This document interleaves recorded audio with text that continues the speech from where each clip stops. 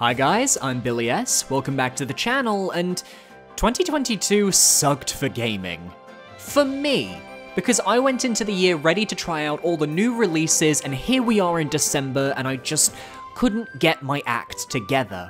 God of War Ragnarok, Kirby and the Forgotten Land, Splatoon 3, Stray, Bayonetta 3, Xenoblade Chronicles 3, Triangle Strategy, Mario + Rabbids Sparks of Hope, Nintendo Switch Sports, The Quarry, Monster Hunter Rise Sunbreak, Fire Emblem 3 Hopes, Neon White, Power Wash Simulator, the list goes on.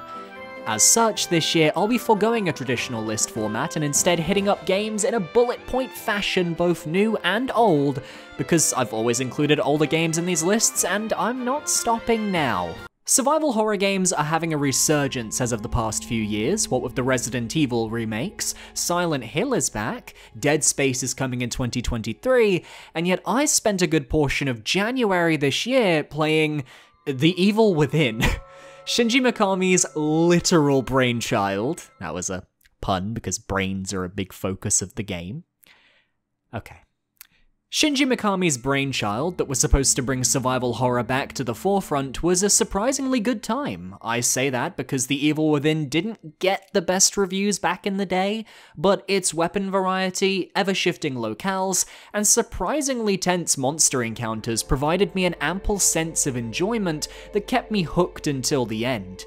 Its extra DLC campaign following Kidman's character is where the real horror lies though, as you have less tools at your disposal and have to play classic horror hide and seek as you stealth your way through various cramped corridors, dark facilities, and more.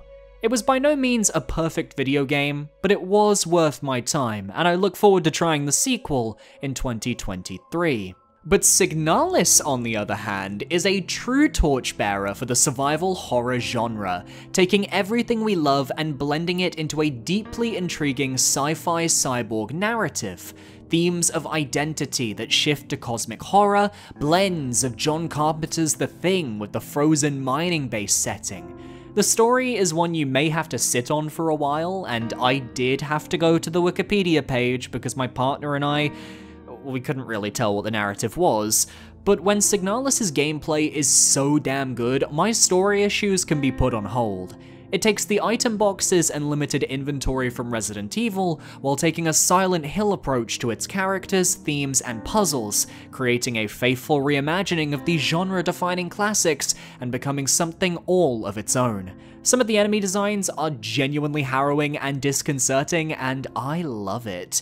The art style aims to mimic the PlayStation 1 era of games, and I can see it, but the gorgeous pixel art combined with the fluid movements of the characters, enemies, and the animations just elevate this title to greater heights.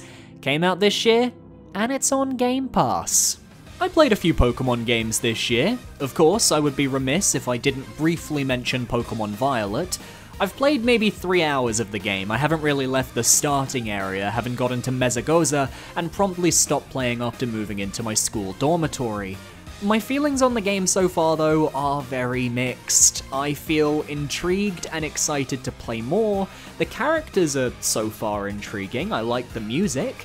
Nemona is perfection as a rival, but I find myself genuinely struggling with this game's performance. I'm not a frame rate snob. I usually don't mind games with glitches or performance issues, but part of that is because 9 times out of 10, the games with those types of performance issues are indie-developed games or retro classic titles. Pokemon is neither of those things, as much as the internet wants to defend indie dev Game Freak. I'm very happy to see people enjoying the Generation 9 games. It brings a smile to my face anytime I see someone able to enjoy something they love, and I just want to say thank you to my friend Kel for actually buying Pokemon Violet for me. I just am personally struggling to enjoy the good in Violet because there is a really good game underneath all the performance jank, but the clipping, frame rate pop-in, lack of voices, you could have gone the Zelda route and just had people make grunts, it would have worked so well. It's all just souring my first impressions. I also had the opportunity on the 3DS to play Pokemon Moon for the first time this year, which was fun because I've never played a Generation 7 game before. Alola is perhaps the biggest mystery to me in terms of my Pokemon lore, so getting to effectively meet a whole new region of Pokemon was really fun.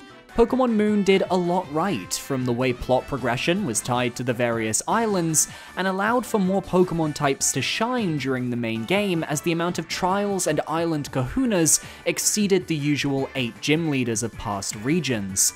The trials started off really fun, but I could tell by the time we got to the 3rd island and beyond, they were running out of steam.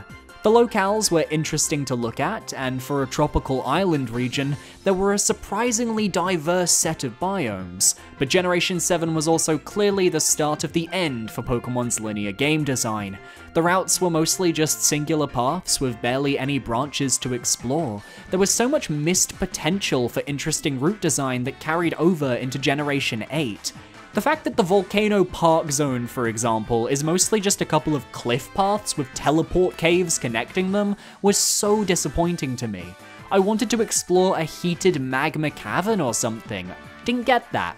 I guess Gen 7 opened my eyes to the direction Pokemon has been heading in, and while this year Pokemon games have tried to buck those trends, perhaps I would have been less surprised by Pokemon's overall direction as a franchise had I tried Generation 7 earlier. Team Skull are fantastic though, and Lusamine as a villain is fascinating because she's actually a deeply flawed person, and watching her kids try to connect to her as she spirals into madness was a story beat I wasn't quite expecting. But sticking with Pokemon for one more entry, can we discuss how game-changing Pokemon Legends Arceus is for the franchise? It's perhaps the only game in the mainline series that I can say is actually innovating on the systems that Game Freak have been recreating since 1996. Better late than never is what I think here. Legends Arceus takes place in the ancient past of Sinnoh, known then as Hisui, and you play as an isekai'd kid who's tasked with exploring the various open zones and surveying the Pokemon. It's the only game where throwing a Pokeball feels like it has genuine weight to it. It's the only game where you feel like hunting for a Pokemon is a dangerous experience for the trainer. It's the only game where you feel your position in the world and in the hierarchy of the wild. Running into an alpha Pokemon for the first time is genuinely terrifying. One minute you're catching a level 5 Shinx, the next minute a level 40-something Rapidash is trying to run you over. It gives me the same feeling I used to get when discovering legendary Pokemon in the older games before I knew what they were. This feeling of facing something beyond my control. And there's nothing like exploring little nooks and crannies in Arceus' map only to discover a rare alpha. I'm sure we all remember our first time finding that level 85 Garchomp in the corner of the Alabaster Icelands, for example. And beyond that, Arceus made some great changes to the way movesets work by allowing Pokemon to just go into their move pool and swap out moves through the menu. And in my opinion, the way you train stats was far more manageable. I couldn't give a flying Pidgey about EVs, but the rock system in Arceus, way easier to understand. And why can't we have the evolve button on the menu in Gen 9? ¿Por qué?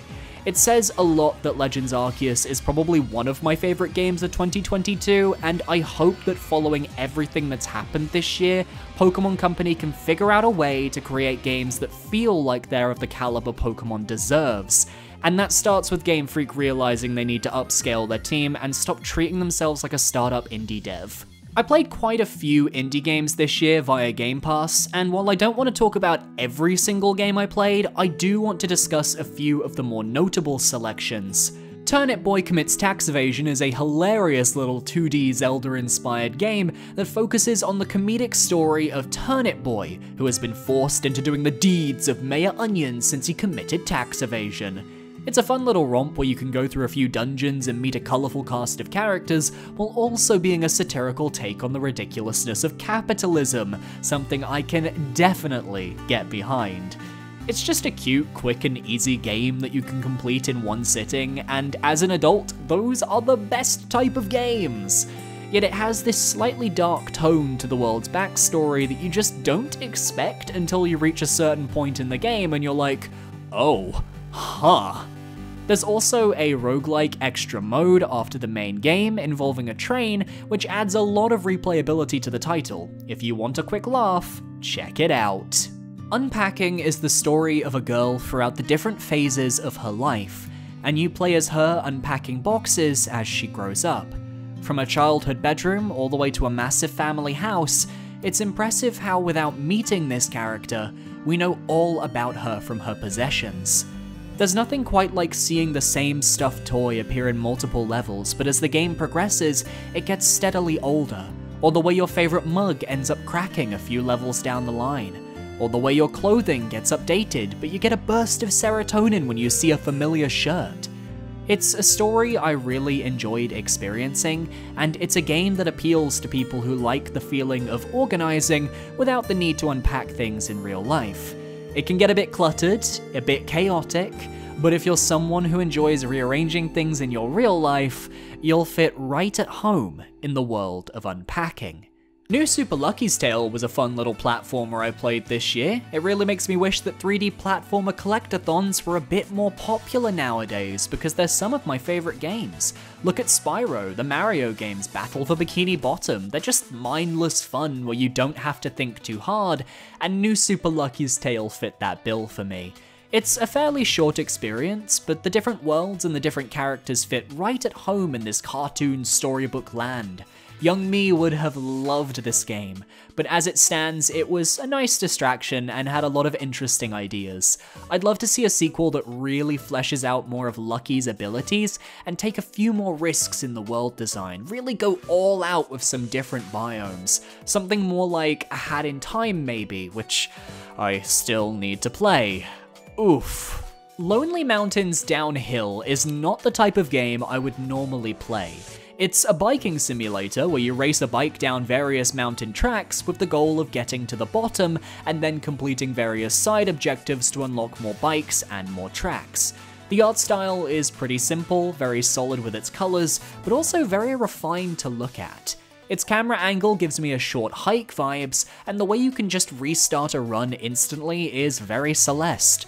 But the game is very much a chill comfort game when you need a breather from all the crazy stuff on offer in the rest of the game's industry. It was nice just listening to a podcast or a video or RuPaul's Drag Race Untucked while riding my bike down the mountainsides, across valleys and rivers, listening to the sound of the bike tires skidding through the terrain. Great sound design, very addictive gameplay, and just a lovely vibe to it. It's cozy. It's not a game everyone needs to play, but if you ever watch those videos of people on YouTube going down big bike trails with jumps and turns and stuff, this is basically that, but the video game. It's on Game Pass. I love it. It's great fun. Perhaps one of the biggest indie darlings of the year that somehow still deserves more praise than it's currently getting is Tunic. I do not know how to describe this game, and I still don't fully know how I feel about it all these months later. On the surface, it's inspired by 2D Zelda with just an isometric view, yet the gameplay is more akin to a Souls-like. It doesn't reinvent the genre, but its presentation and the way you learn about mechanics, there is nothing else like Tunic in the current gaming space, at all. A love letter to the days of video game manuals before you could game facts or YouTube a walkthrough. You collect pages of a discarded manual as the game progresses, and you have to puzzle what the illustrations and information mean. Look for notes left by the last person to wield the manual, for example. You get to enjoy the adorable little fox mascot who is a precious baby that must be protected at all costs. Avoid the massive fuck-off spiders that I wasn't expecting and never want to see again. The world is both empty and hostile, but the music being so chill and lo-fi never makes you feel uncomfortable. You're always at ease exploring and experimenting, battling your way through enemies to figure out what to do next. Love the Dark Souls reference to ringing 2 bells as your first objective, by the way. This game reminds me a little bit of something like Hyperlight Drifter. It's a world where the puzzle is in solving how to play the game, and once you know the mechanics, repeat playthroughs could be fun, but I feel the magic is at its best that first time. Just don't rush this game, give it your time, give it a chance, and then throw your PC at the wall when you're trying to solve the puzzle to get the game's true ending because your mind will melt. You'll open your third eye, develop psychic powers, see the fabric of the universe itself to bring this puzzle to heal. But it's so cool. Most people won't solve it legitimately. I'll freely admit, after bashing my head against a wall, I had to look up a few tips to get it, and no shame there. But these developers are insane. Go play Tunic, it's on Game Pass. Another game where the puzzle is in solving the game is Outer Wilds. I don't know if this video will be posted before the end of 2022, but Outer Wilds leaves Game Pass on January 1st, and I find that to be a criminal, genuine shame. It's an absolutely stellar experience from start to finish as you take a space journey through your cozy little solar system and piece together the narrative unfolding before you. I'm not going to spoil Outer Wilds, I'm not going to allude to anything. It's a game that teaches you patience, a game that tells you to take your time, go at your own pace, enjoy the experience of immersing yourself in this world. You'll get there in the end. You'll discover more lore, have it logged in your ship's PC, and eventually you will know what you need to do. But focus on the journey, not the destination. Take a look at the water spouts of Giant's Deep. Admire the crumbling brittle hollow. Fly past the ever-changing Ash Twins. Watch my Outer Wilds video from January. Rasputin, one of my favorite video game essayists, sums it up best. You can't save the universe in a day. Lastly, on the Indie Game Pass train, we have Infernax, a 2D pixel side-scrolling Metroidvania released very early on in the year that is a love letter to games like Castlevania 2 or The Adventure of Link. Taking place after the historical Crusades, you play as a knight returning to his home country to discover nefarious monsters infesting the countryside. You must journey to the different temples and defeat the Elder Demons, thus breaking the seal on the final temple, allowing you to stop the demons once and for all.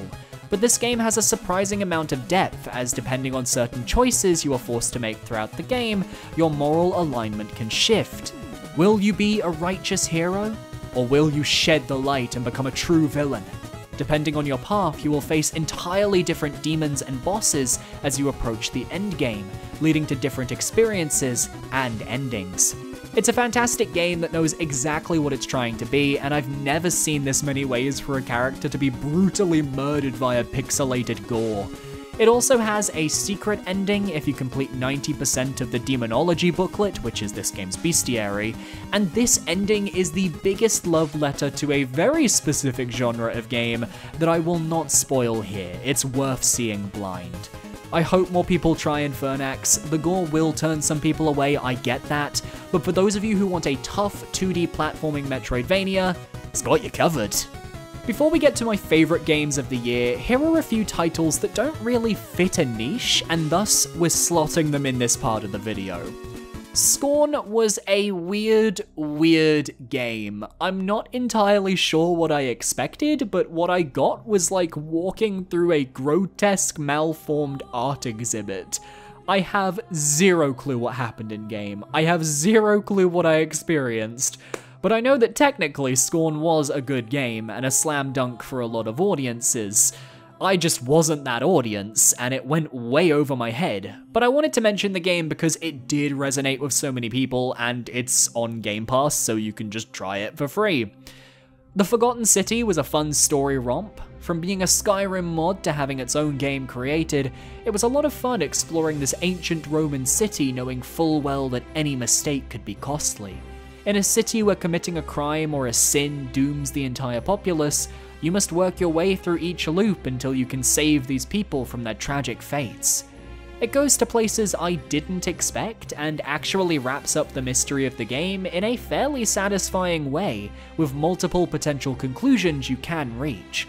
The joy is in interrogating the different characters and figuring out all their connections, and once you get a very specific item, the game really opens up. It's sadly no longer on Game Pass, but I'd say it's worth picking up if you see it on sale. AI The Somnium Files is another game I played out of basic curiosity because I saw it was leaving Game Pass and thought, you know what, this game looks intriguing.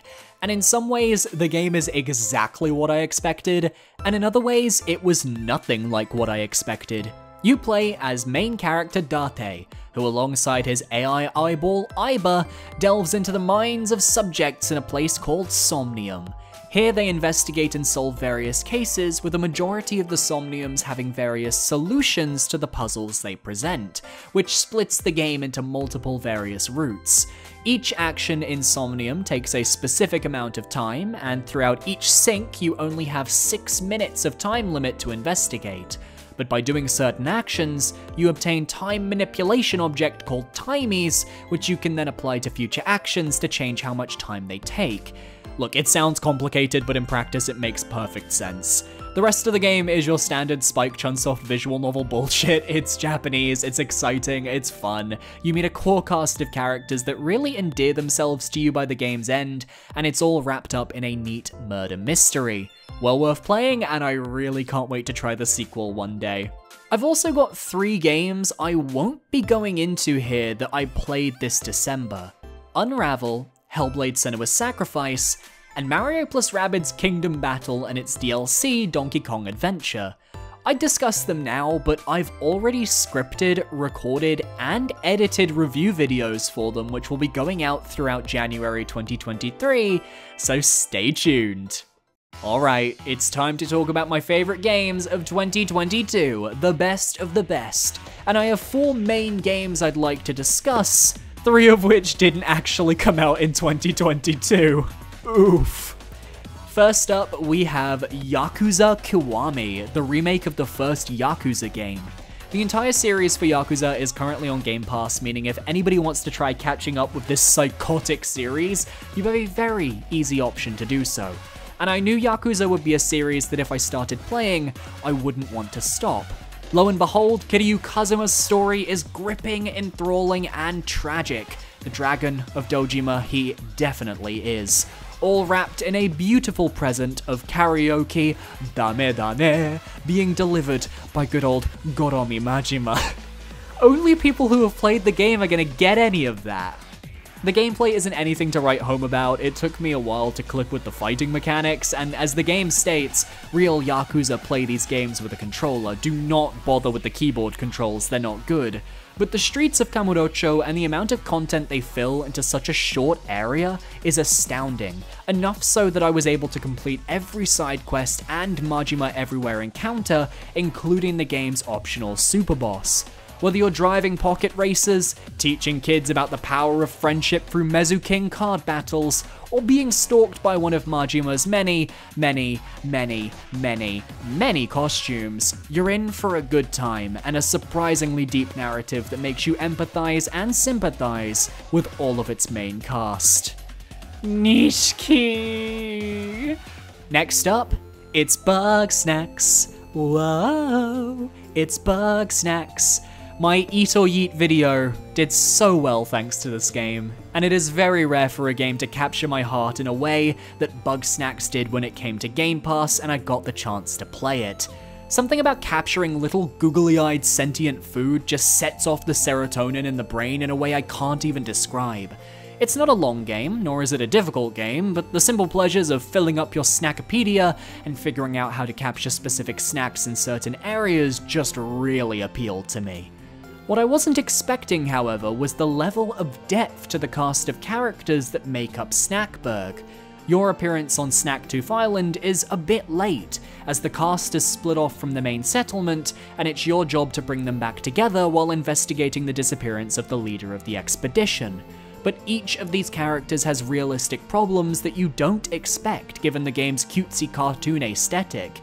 Everyone has a relationship with someone else, be it positive or negative, and it's your job to try and bring those bonds back together, which can be quite tough when people start getting their marriages called into question as a brief example. Bugsnax also has some great representation for the LGBTQIA+ community, with a gay couple, a lesbian couple, and a non-binary character, and what's great is they're all just accepted. Their sexuality is never questioned, never insulted, it's just another part of the characters, and it's how I wish I could live my actual life despite knowing that's impossible, because, look, there will always be people who want me and the people in the LGBTQIA+ spaces dead, and I'm not gonna sugarcoat that. but Chandlo and Snorpy's relationship is perhaps my favorite video game couple, with a fantastic subversion of the oblivious couple trope that had me grinning from ear to ear. Chandlo is best boy, I love him, I would protect him at all costs, I will fight you. Anyway, representation matters, but the gameplay of Bugsnax is so fun with your various traps, condiments, and challenges to complete that you will be sucked in before you know it. After all, the Bugsnax are so cute and tasty, and as said, on Game Pass. What can I say that I haven't already said about Metroid Dread? My most popular video on this channel is my Metroid Dread review, sitting at 25,000 views and a 2-hour runtime, the longest deep dive of the game on YouTube as far as I'm aware. I worked my ass off on that video to explain why I think Metroid Dread is peak 2D Metroid, but let me give you the TLDR. Metroid Dread is the evolution of 2D Metroid that was started in Samus Returns, while building on the mechanics introduced in Metroid Fusion. You still have the Adam AI, but you're given full reign to explore instead of being guided room to room. You have a complex and demanding moveset that is difficult to master, but feels spectacular to control once you're acclimated. The game uses every button on the Switch's controller in a way other games just don't. The level design is intuitive, and while the game does railroad you in specific directions through the use of clever level design, it is fully possible to sequence break and explore the game at your own pace, especially in the second half. I've never been one to sequence break in games before, but something about getting early Gravity Suit in Dread or early Grapple Beam skip just sets my heart aflutter. It feels like mastering the game, but you just know that the devs intended for stuff like this to happen. I love the changes to classic abilities like the speed booster having a button toggle now. I like the change to the map where it'll flash white where hidden items are waiting to be discovered, and the combat is stellar. Some of the best bosses in Metroid history, rivaling that of Super Metroid's Ridley, with Ravenbeak being one of the most fascinating villains the series has ever seen. Which admittedly isn't hard, as most villains tend to be a bit one-note in Metroid. Samus herself is as expressive as ever, her characterization is perfection. And all of this isn't getting into the different biomes and the music. Berenia's stormy ocean remains my favorite location to stop and rest at. The Emmys are fantastic at providing early game tension while not being so overbearing that it's impossible to progress forwards. I know some people don't like facing them on repeat playthroughs, but I just consider them a challenge, loving how far I've come from my first playthrough, and now I take them down like it's nothing. Just go watch my Metroid Dread video, god, it's gonna be way easier just to do that. Thank you. Link's in the top right corner. I'm going insane. So my favorite game of the year, I promise we're getting there, but let me provide a little bit of setup. This year, I decided to revisit the Soulsborne series. It started in February with me wanting to try out Demon's Souls, but knowing I didn't have the money for a PS5. So I decided, and please don't crucify me here, I decided to emulate the PS3 edition of the game. It was the only Souls game at the time I'd never had the chance to play, and after watching people loving the Demon's Souls remake, I just wanted to try it. So I took the opportunity in the only way I knew, and I played through Demon's Souls on the PS3 using a gamepad with my PC. It was fascinating getting to experience the beginning of what I now know as my favorite series of games, rivaling even The Legend of Zelda. The game is brutal, with world tendency absolutely ruining my life in World 4-2 with the constant red phantom skeletons making me want to cry. The locations are stunning and varied, each with their own unique traits and challenges. Boletaria 1-1 is perhaps one of the best tutorial levels in the series.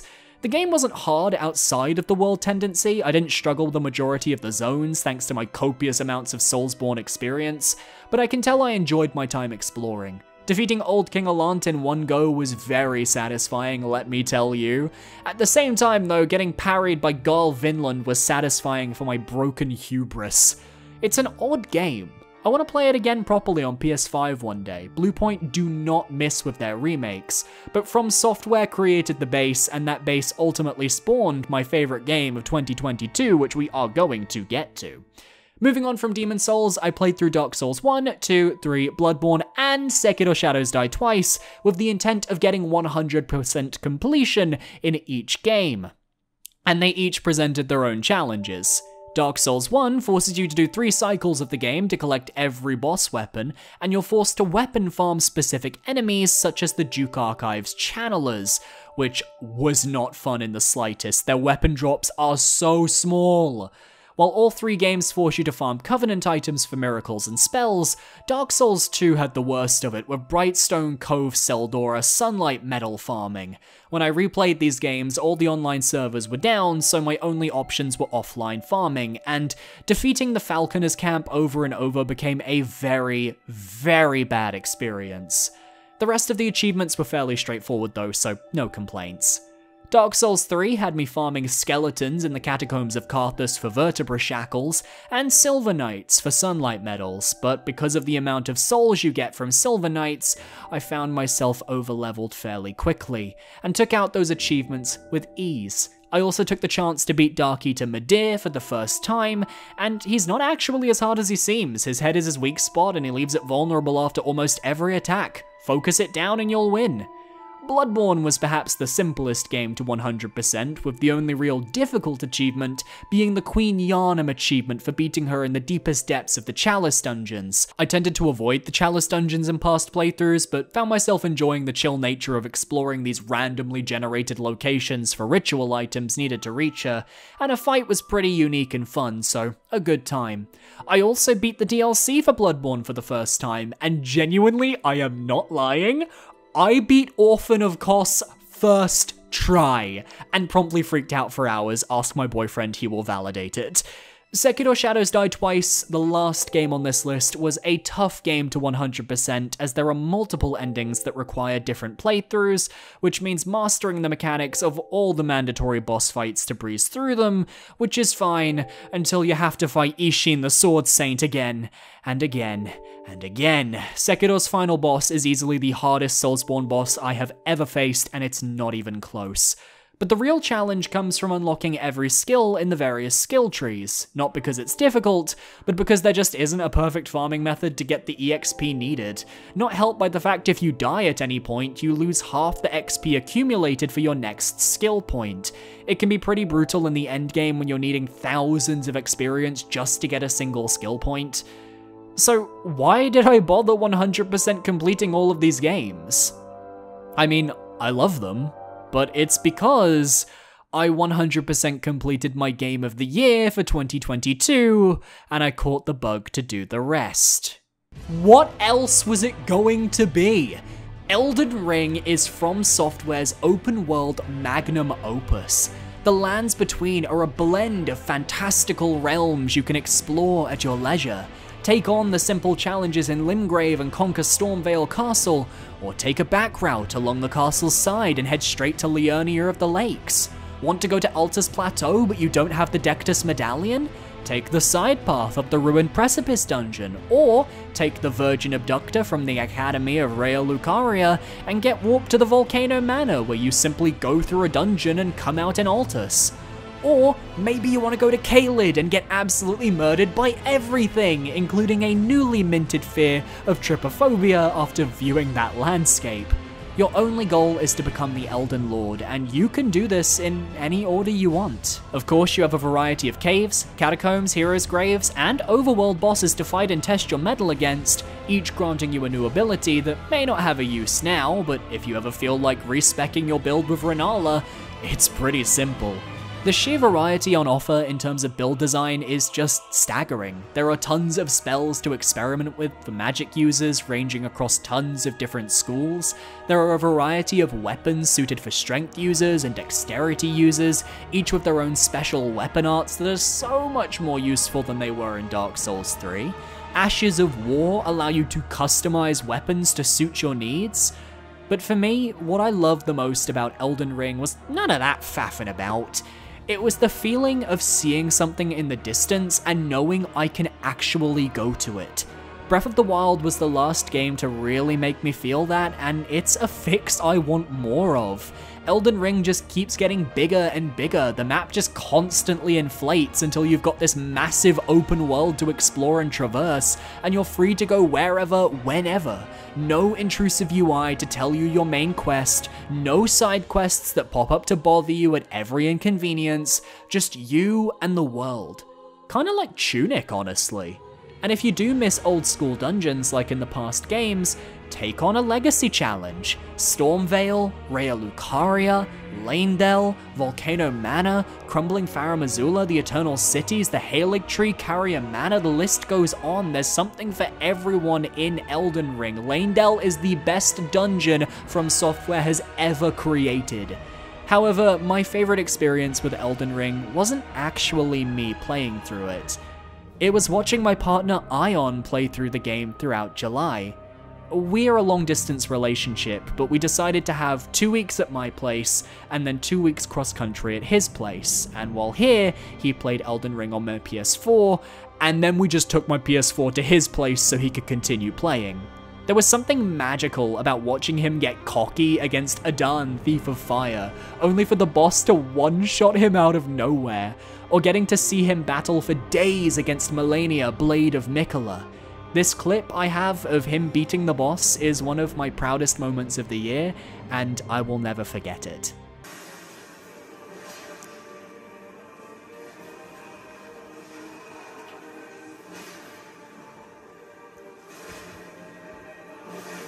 Oh god.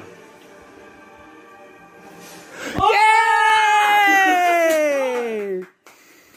¡Oh! Llevo 4 días con esta señora. You did it! Oh my god. And with a fucking shield. Oh my god. Ah, Miguel is a boy? Yeah, Mikola's the boy that was kidnapped by Moog, and Moog wants to make babies with Mikola, despite the fact they're both men. I don't understand the lore. Elden Ring is my game of 2022, and while I don't know if it's my favorite Souls series game, it has me so excited for what comes next. Give us that DLC you know you want to, Miyazaki! Thank you for watching, everybody. My social links are on screen now. Be sure to leave a like, comment, and subscribe. And what are your old and new games that you enjoyed this year? Leave your thoughts down below, and I'll see you next year as we tackle Billy's backlog in 2023. Bye-bye!